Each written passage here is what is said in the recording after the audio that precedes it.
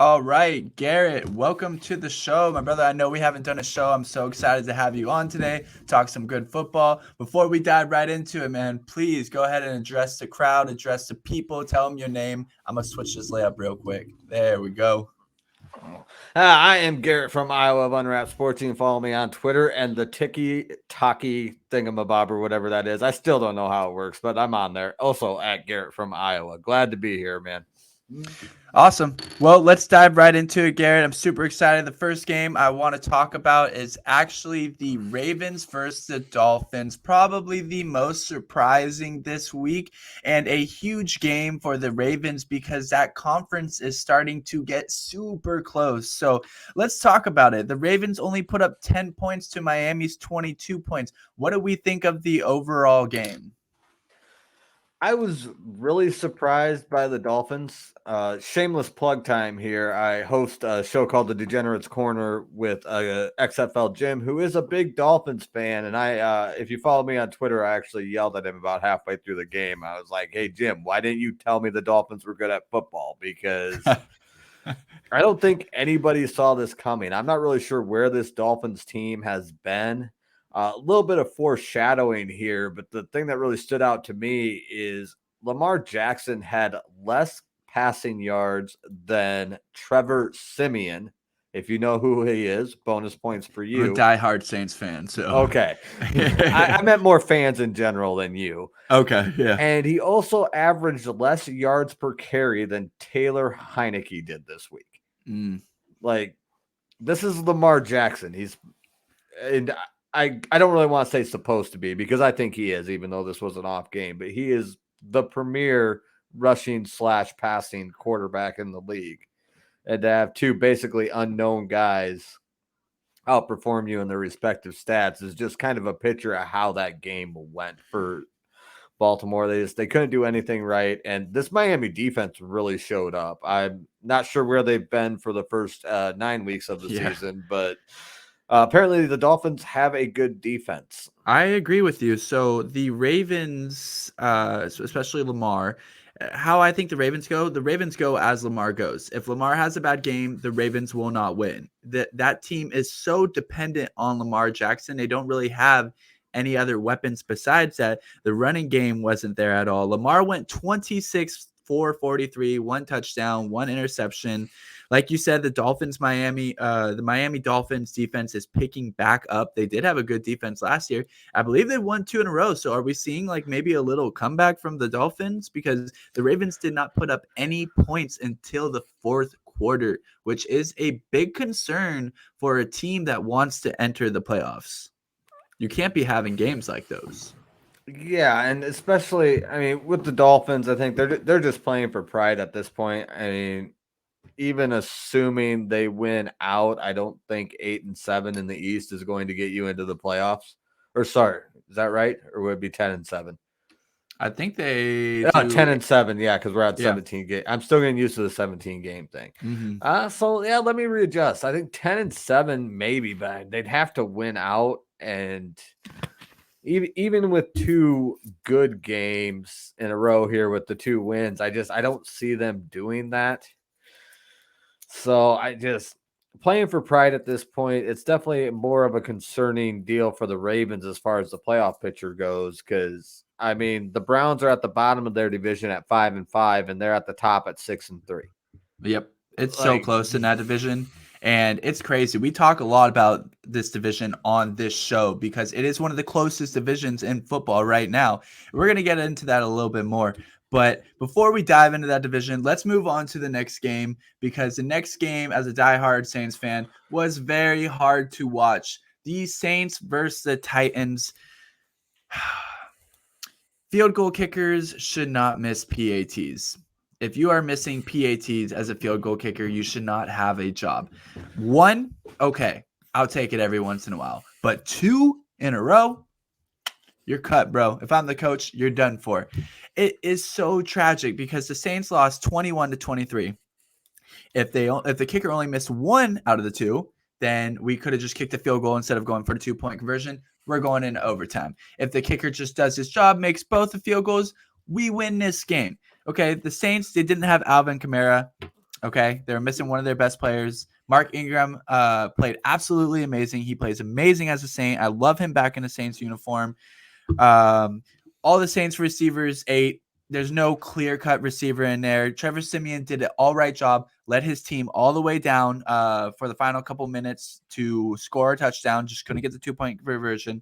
They had a couple of timely penalties, but this one is a hard loss for the Saints because the Falcons are right there in it for, I believe, the last place for the wild card, and the Panthers, which we'll get into later, are starting to pick up some speed too.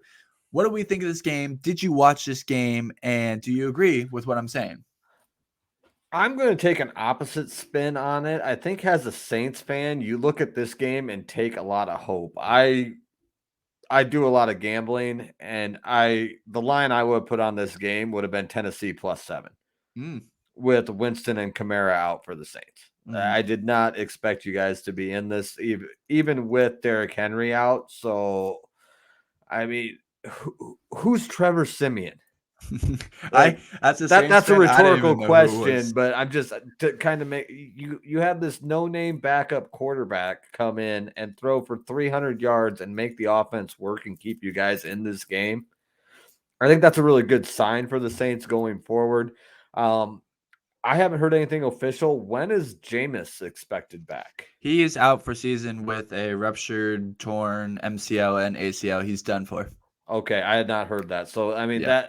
that so you're really going to be leaning on Simeon. So this gives you hope going forward, especially you give him Alvin Kamara in the backfield. If Kamara makes it back onto the field, that really takes a lot of pressure off that quarterback position. So I would look at this game. I mean, I understand obviously it was a heartbreaking loss to lose because you missed 2 PATs. But I would flip the other way if I was a Saints fan and look at the fact that this was a game I don't think very many people had you guys even being in, let alone Absolutely. being 2 PATs away from winning it. And I think that comes down to the coaching staff and the system, the offensive coordinator. Our defense has always been amazing. Don't ever count the Saints defense out. They're always usually a top 5 team in defense. So that defense is always going to be there. It's just the offense, and that's been running well with Taysom Hill interchanging with Simeon. It's been working well. So yes, Saints fans, don't hang your heads. And I personally believe will be a wild card and could possibly make some noise come playoff time. Let's move on to the next game, and that is the Tampa Bay Bucks versus the Washington football team. Another surprising game that I didn't see coming. Tampa Bay 19, Washington football team 29. Tom Brady 2 interceptions. Is the Washington defense somewhat coming back here because they had a great defense last year, similar to the Dolphins? Heineke had a solid game, 26 for 32, 256 yards, 1 touchdown, no interceptions. Very good game. Gibson had 24 carries for 64 yards with 2 touchdowns. Isn't the best line, but he was able to get it done in the red zone. Receivers all shared. What do we think happened in this game? What is going on with the Bucks? They have, I believe, dropped 2 in a row. I just don't think Tom Brady can beat Heineken. He's 2-0 against Tom Brady. One of them a playoff game. Or sorry, let me rephrase. I guess he's 1-1, but he hung with Brady in that playoff game. So I think there's a lot more parity in the NFL than there used to be. I just don't think you're going to see a team run the table and get to 14 wins. Or even, I think 13 is probably going to be top of the pile around. And if you're a team like Tampa Bay is this year, where they have Tom Brady and all the talent around him and the defense that they have and the money they have in their line, you aren't going to be an underdog hardly ever. And they're going to get up for those games. So they're going to be in them. I just think this is one of those games that's going to happen throughout the course of a 17-game season where a team gets beat by a team that shouldn't beat them. And I mean, Washington's not bad either. Their record doesn't really reflect it, but they're a solid team. They're just missing a couple of pieces. So I'm not real hopeful for them putting it together consistently, but it's nice to see hope for the program when you put it together in a game like this because they did everything right this game. Yeah, this also goes back to if Tampa Bay, lost this game, which they did, and theoretically, let's say the Saints kicker hits those 2 PATs, the Saints would be at the top of the division right now. In what I can't remember what division they're. I know they're in NFC. I can't remember which division it's called though.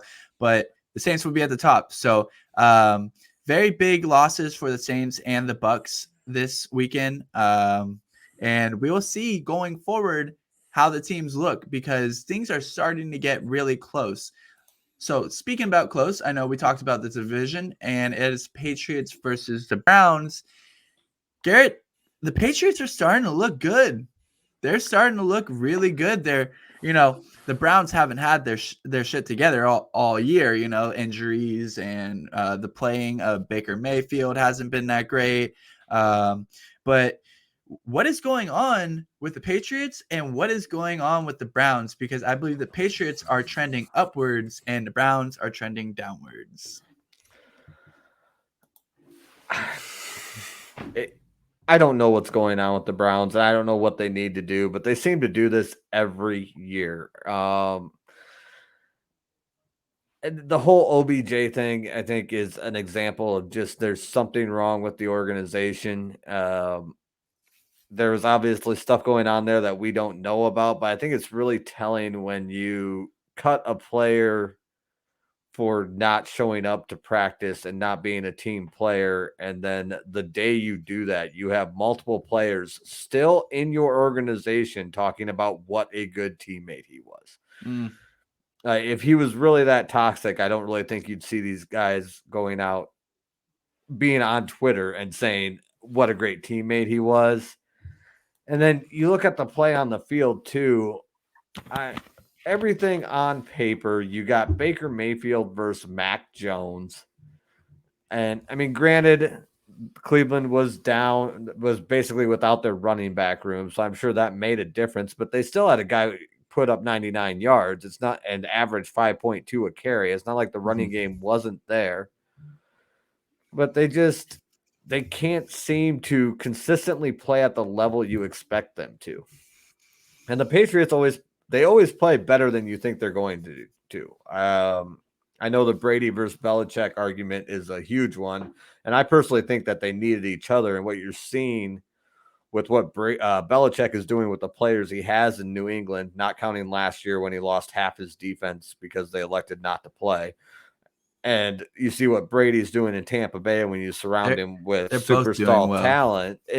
It was both of them together, and that's kind of what I said from the beginning. I didn't think Brady was going to fail without Belichick. I didn't think Belichick was going to fail without Brady, but Belichick is just at a different level as far as coaching goes, and you can never count a Belichick team out. And I think that's what you're seeing. He's working his program, and it's getting results. Playoff wise, I don't really know, because the Buffalo Bills are a problem. Oh yeah, but we could possibly see the Patriots. We still have half a season. We could possibly see the Patriots slip into a wild card, and we would probably do a video on that too as well. Yeah, I really hate making wild card picks when we're this far out, especially as close as this year is. Yeah, especially in the AFC. Yeah, I mean, in the AFC, between 5, I mean, you got the Titans at 8-2. They are far and away the best. And then you got a few teams that are completely out of it, but in between the teams that are 6-3 to 5-5, which I would consider still in it at this point, you have 1, 2, 3, 4, 5, 6, 7, 8, 9, 10. You have 11 teams in the AFC whose records are somewhere between 5-5 and 6-3. Yep. It's going to be a close one. Could the Patriots find a wild card spot? Yes. The AFC is just way too big of a mess right now. I don't feel confident saying whether or not they will, but I expect they're going to have themselves in the conversation for the rest of the year. Before we move on to the next game, who has a better chance of making it, the Patriots or the Browns? I would say the Patriots, because they are in a weaker division. Fair enough. I agree with that. I agree. I couldn't agree more with that. So let's move on to the next one, and that is the Panthers versus the Cardinals. Welcome back, Cam Newton. I love it. I love to see players that have been doubted on, hated on, to come back play a great game and to prove people wrong. Okay. With social media nowadays, everything is so toxic. And you know what? I'm always rooting for Cam. No matter what happens, I'm always rooting for him. He did a full circle and now he is back on the Panthers. Who would have ever thought that that would be happening this season? Not me, probably not you, but they played well.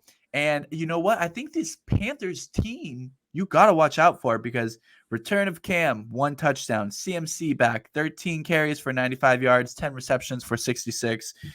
Can this team heat up similar to how it did when Christian McCaffrey was healthy? I really do think the whole premise, like the whole team relies on Christian McCaffrey. And I'm sure you'll agree with that. But can this team heat up similar to how I think they started off either 3-0 or 4-0? And on the other side for the Cardinals, should we be worried? I know that Kyler's been a little bit injured. D-Hop's been a little bit injured.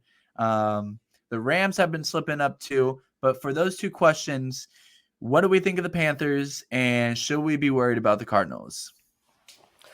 I really like the Panthers getting hot. I'm a big PJ Walker fan, and CMC ripped my heart out when Iowa played him in the Rose Bowl 4 years ago, I believe. I may be off a year or two either way, but yeah, when Iowa had to play CMC in the Rose Bowl, it was the CMC show, and I do remember that game. He went off. I think he had like 3 or 4 touchdowns, right? oh yeah, he was just every time he touched the ball, it was 15 yards. Didn't matter whether it was a run or a pass, or I think he might even taken snaps at quarterback that game. I It didn't know didn't that was your matter. team. I didn't know that was your team. Oof. I'm Garrett from Iowa.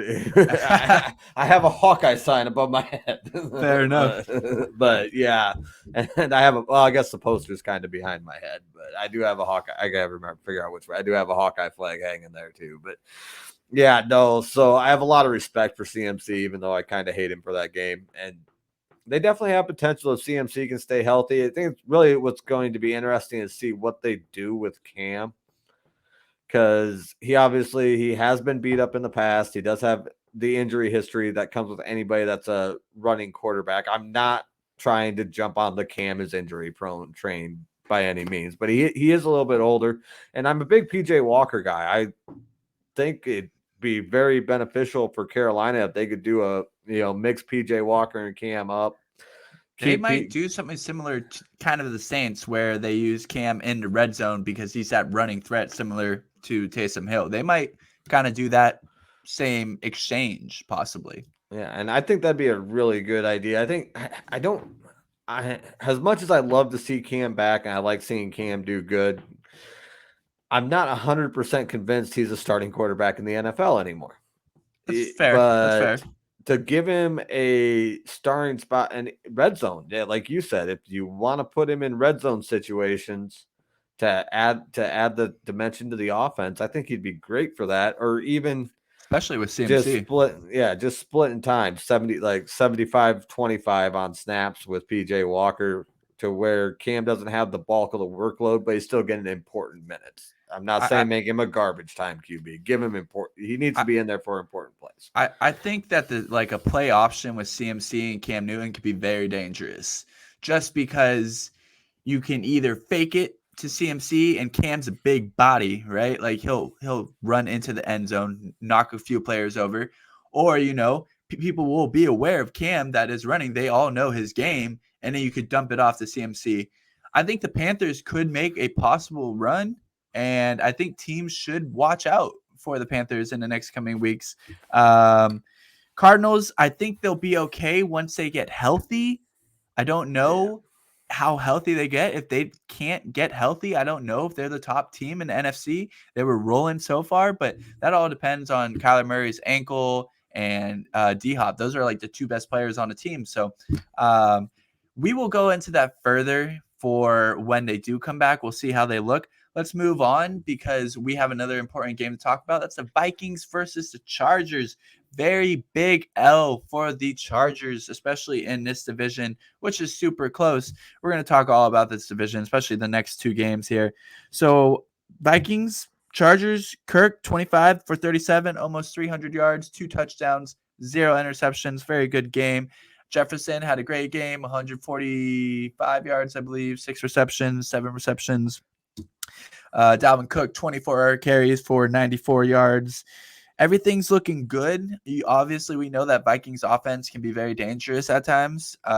Defense, not so much. But are the Chargers slowing down? Are we losing hope in the Chargers? What's going on? I know I personally have Mike Williams on the fantasy team, and it sucks because he was doing so freaking good in the beginning, and now he is doing so bad. But what is going on? Are the Chargers slowing down?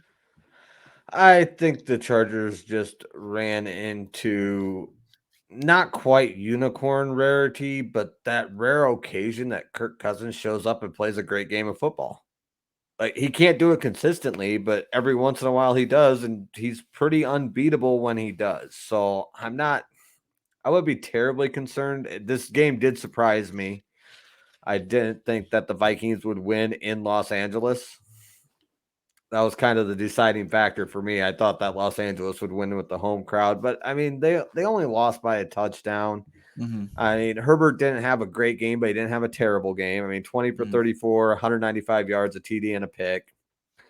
And they got such a stable of weapons with Keenan Allen and Mike Williams. Donald Parham is the real deal. And Eckler coming out of the backfield. Herbert is a great quarterback.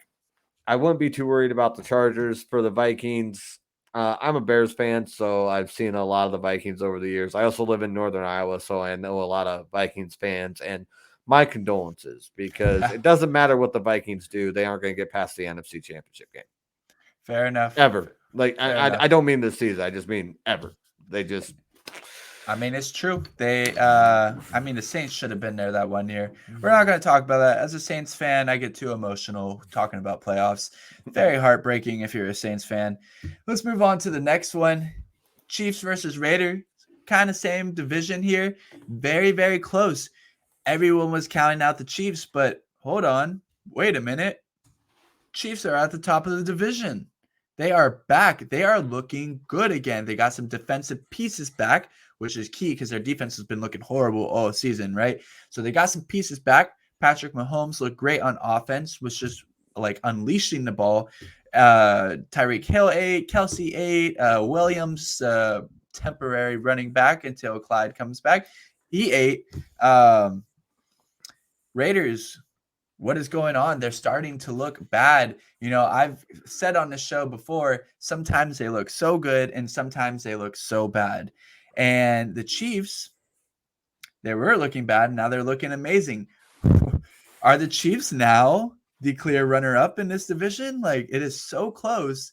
Everyone was counting them out. What do we think about this game? Because it wasn't close. The Raiders, they look bad. Yeah, and Derek Carr and Kirk Cousins remind me a lot of each other in that when they're on, they're unbeatable. Mm-hmm. And that's even frustrating because Carr didn't have that bad of a game. It wasn't like he came out there and just completely shit the bed. I mean, 25 of 35, 261 yards, a pair of TDs, and one pick, which, if I remember correctly, that pick wasn't even really on him. I think that one was he just chucked it up there and it was a Oh high yeah, one. that's right. That's right. He tried to get rid of it when he should have ate the sack. Never mind. Yeah. Okay. I Yeah, watched a it was lot of bad. football this weekend, but Yeah. I don't but blame you. yeah, it's just this is another one of those divisions that's really hard to see. I think the Chiefs are pretty much the front runner to win it despite their struggles. They've been dealing with a lot of injuries. They get the injuries figured out. See, that's the crazy thing because the media and everyone is saying that the Chiefs weren't gonna win it, that they weren't gonna make the playoffs, and here we are, and they're on top of the division again. It's crazy. I guess I completely missed the Chiefs aren't going to make the playoffs talk because I was never on that boat. Maybe not about playoffs, but a lot of people were saying that they're not gonna win a division. Yeah, I guess I could see that with where they're at, but I mean, and even now, I mean, the Chiefs are 6-4, and the Broncos are in last place at 5-5. Mm. Like, they're just that whole division is right in that middle ground where there is a realistic scenario for any of those 4 teams to get to the wild card and or win the division. Personally, I think the Chiefs are going to win the division. There's too much talent there to keep them down over 17 games. They're going to Too, come out ahead. too much experience too. Way too Yeah. much. Championship So, caliber. but I don't So know. I would think the Raiders should be in the mix for a wild card bid. They've looked more good than bad this year. you got the Chargers though. You got the Chargers, the Broncos. I mean, everything is so close right Yeah. now in this division. I said Similar in the to discussion. I didn't say they were going to flat out win one. Like I said on the other division, it's way like with the Patriots, it's just way too soon to have any idea who's going to come out on top on this. fair enough. Fair enough. But good to see that not the Patriots, that the Chiefs are playing well again. Love seeing that for them because it's only going to get more competitive as we go forward. Let's talk about the last game we're going to talk about here tonight, and that is the 49ers versus the Rams. Surprising game. Did not see the Rams performing this bad. I think possibly as Rams fans, they should be worried right now because the defense looks bad and the offense looks even worse. I don't know which one looks worse, to be honest. I'll give credit to the Niners. They played very well. They moved the ball very well. They consumed the time of possession was totally in favor of them. They kept on running that clock down. They would get to third down. They just do a simple cross route for Ayuk, and it just worked. It just didn't seem like the Rams could get anything together. Should we start worrying about the Rams? Like barely any points in the second half allowed the Niners to score like over 30 points. They have a bye this week. I think they got some things to figure out because now they could have used that game to get to the top of the division, but Arizona will keep that for now. Yeah, I was very impressed. I am a closet 49ers fan strictly because of George Kittle. It is what it is. Boy, 5 catches, 50 yards, and a TD. So solid game out of Kittle again. And the West, the NFC West, the AFC West, and what was the other one we were looking at? That was the AFC North. I mean, those 3 divisions are just, there's not a team that's out of it. And you could probably even throw the NFC South in there, even though I personally would say the Falcons are out of it. Mm-hmm. But but still, you got 3 out of the 4 teams that are still legitimately in the race for the division, and then the other 3, you got 4 of them. And when you're in a division like that, I don't think it's time to freak out for the Rams fans by any means. Yeah, you had a bad game. You had a rookie quarterback and the guy that's been on your team for 3 days. Or sorry, not rookie quarterback. Yeah, first year in the system quarterback. Mm-hmm. And a receiver that's been on your team for 3 days. So give them time to get to. They did lose to the Titans last week without Derrick Henry. So it's not just one game, it's 2 games that they've looked pretty bad in. But I think this Rams team has a lot of potential. I just think they got to figure out how to get back to that level that they were playing at. They've kind of been they have a bye week. They need to take some rest, watch some film, get healthy, do all the things. And I think that they'll definitely be in the playoffs without a doubt. Their record is like one of the best. So the thing for the Rams is that, they might come in as a wild card being like having one of the best records because the Cardinals are at the top of the division. So this game was huge. Still plenty of games left to be played, but huge game because they took the L and the Cardinals will remain on top. So they did not take what they should have. Yeah. Well, and that's the other thing what you said about the Rams going into a wild card spot was one of the better records in the league. And that's what's going to be really interesting this year. I don't think we're going to have, when we get to the playoffs, however they shake out, I don't think we're going to have any sleeper games. Mm-hmm. Usually it just seems the last few years we've always had those first round games where it's like, Bears last year, as much as I hate to shit on my own team, but the Bears last year, they made the playoffs, but you pretty much assumed they were going to lose that first round game. I don't think you're going to have any games like that this year. You're just, the way it's shaping up on both sides of both AFC and NFC. I mean, you could have like a 13-3 team in a wild card spot. Yep. Or a 12 and would be 12-5 team in a wild card spot, or a 13-4. That's 17 game thing. It's still messing my math up, but yeah, you can have a team at 12-5 and they're in a wild card. It's dangerous. Like, you're gonna have nothing but good games. So got that to look forward to out of this mess that is the wild card picture. Yeah, absolutely. So we went over all these games, guys. We hope that you enjoyed this video. Garrett, thank you so much for coming on For the Love of Sports. So good to have you on the show. So glad to see your face, see what you look like, see the energy. I love it. Before we go, don't judge too hard. It's No Shave November, I'm right there with you. Just not as fully grown yet, but do you have anything to say for the fans watching? If you want to introduce any of your podcast stuff, by all means, go ahead, brother. Go ahead and check out the Degenerates Corner. We are Wednesday nights, either 8 or 9 p.m. Central, one of the two. It varies with our schedules. And check out Unwrapped Sports, at Unwrapped Sports on Twitter. You can follow me at Garrett from Iowa on Twitter and TikTok. And thanks for watching. And thank you for having me. It's been a pleasure. Yeah, absolutely. And we'll have you on again. But for now, guys, take care. Have a good night. And we will see you next time with some more content.